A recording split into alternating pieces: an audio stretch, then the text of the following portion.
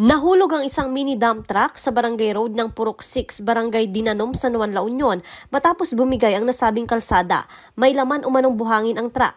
Naiahon din ang truck gamit ang heavy equipment ng munisipyo. Ligtas naman ang sakay nito. Hana po nga sinkhole dajay apo ta gapo dati kapig sa Titudo Kindanom ket nakurukor di sirok na nga road.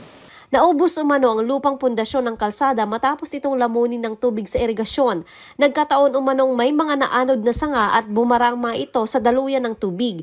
Kaya naghanap ng daluyan ng irigasyon kaya napuntang tubig sa ilalim ng kalsada.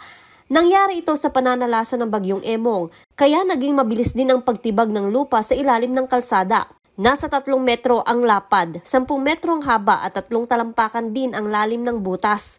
Half lane ang bahaging ito ng kalsada at tanging tricycle at motorsiklo ang pinapayagang dumaan sa umaga.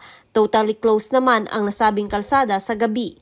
Ang payo ng kapulisan nyo ng San Juan, lalo yung mga commuters natin, mag-ingat-ingat tayo sa pagdadrive kasi po wala po tayong street light.